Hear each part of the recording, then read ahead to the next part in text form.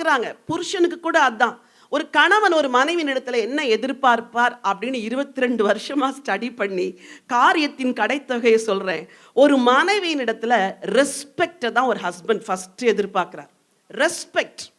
அவர் புருஷன் அப்படின்னு ரெஸ்பெக்ட். ஊழியக்காரனா இருந்தா அவர் ஊழியக்காரர் அப்படின்னு ஒரு ரெஸ்பெக்ட ஒரு மனைவி கொடுக்கணும். மீகாள் இங்க கொடுக்கல. ரெண்டாவது, ஒரு புருஷன் மனைவி இடத்துல என்ன எதிர்பார்க்கிறார்? அப்ரிசியேஷன். எதை எதிர்பார்க்கிறாரு? கல்யாணத்துக்கு பிறகு ஒரு புடவை வாங்கி கொடுத்துறாரு, அது பார்த்தாலே நல்லா இல்லை, பச்சை கலராக இருக்குது, பிடிக்கவே இல்லை, என்ன கலருங்க வாங்கிட்டு வந்துருக்கிறீங்க அப்படி சொல்லக்கூடாது. அழகாக கட்டிட்டு அவருக்கு முன்னாடி போயிடணும். ஏங்க நீங்கள் வாங்கிட்டு வந்தீங்களே இந்த சாரீ நல்லா இருக்குதுங்களா? அவருக்கு ஒரே சந்தோஷமாக என் மனைவி நான் வாங்கிட்டு வந்த சாரியை கட்டிட்டாள், அது உங்களுக்கு பிடிக்கவே பிடிக்காது, உண்மையாக சொல்கிறேன் பிடிக்காது, ரொம்ப நல்லா இருக்குதுங்க, அழகான டிசைன். அது பொய்யா? இல்லை, அது உண்மை. அவருக்கு பிடிச்சிருக்குது இல்லை, அதனால நீங்களும் அதை பிடிச்ச மாதிரி அவர்கிட்ட சொல்லணும். இதெல்லாம் சின்ன சின்ன சின்ன சின்ன விஷயங்கள். என்ன வாங்கிட்டு வந்தீங்க புடவை அப்படின்னா அவருக்கு சுருக்குன்னு உள்ள குத்தும் பாருங்க. அடுத்த முறை வாங்கியே தரமாட்டார். சொல்றீங்கல்ல 30 வருஷம் ஆச்சு மனுஷன் ஒரு புடவை வாங்கி தரமாட்டார். ஆமாம், முதல் முறை வாங்கி கொடுக்கும்போது என்ன சொன்னேன்?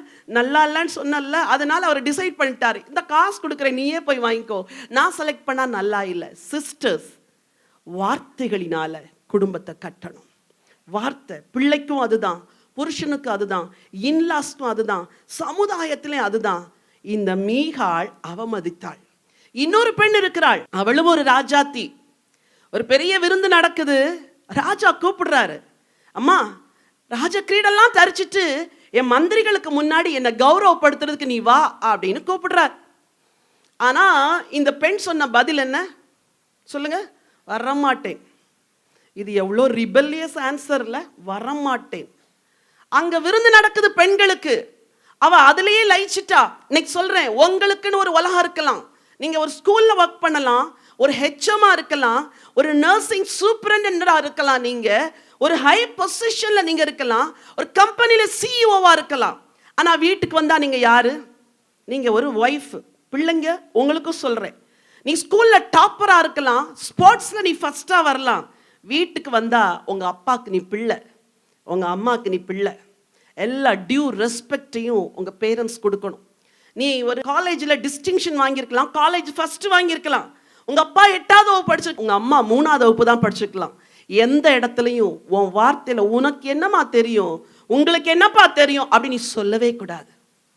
வார்த்தைகளினால் குடும்பத்தை கட்டும்படி கர்த்தர் நம்மை அழைத்திருக்கிறார். இன்னைக்கு மனம் பதறி நீங்க வார்த்தைகளை பேசி பேசி பேசி பேசி குடும்பத்தை உடைச்சிருந்தீங்கன்னா இன்னைக்கு கர்த்தர் உங்களை விடுதலை செய்ய போகிறார்.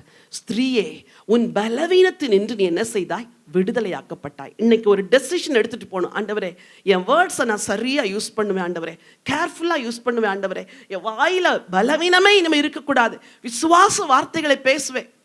ஒரு பெண் தீர்க்கதரிசியை உபசரித்தாள்.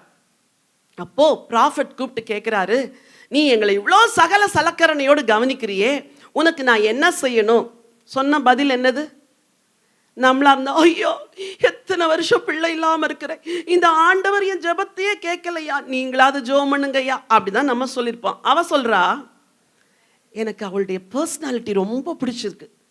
சொல்றா, என் ஜனத்தின் நடுவே சுகமாய் குடியிருக்கிறேன். பெண்களே, வாழ்க்கையில 1000 குறைகள் இருக்கலாம், வெளி உலகத்துக்கு வரும்போது சுகமான பெண்களை அவங்கள காட்டணும், நல்ல சந்தோஷ பெண்களை அவங்களை காட்டணும். கிறிஸ்து எனக்கு இருக்கிறார், உலகத்தில் எனக்கு குறைவுகள் இருந்தாலும் பரவாயில்லை, பரலோகத்தில் எல்லாம் நிறைவாகும், உலகத்தில் அவர் நிறைவாக்குற வரைக்கும் நான் காத்துட்டு இருக்கிறேன், நான் சுகமா இருக்கிறேன். இந்த வேர்டு தான் வரணும்.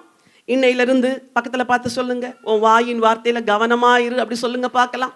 சொல்லுங்க, விசுவாச வார்த்தையை தான் பேசணும், குறை சொல்ற வார்த்தையை பேசக்கூடாது, வீட்டை இடிக்கிற வார்த்தையை பேசக்கூடாது, வீட்டை கட்டுற வார்த்தையை பேசணும்.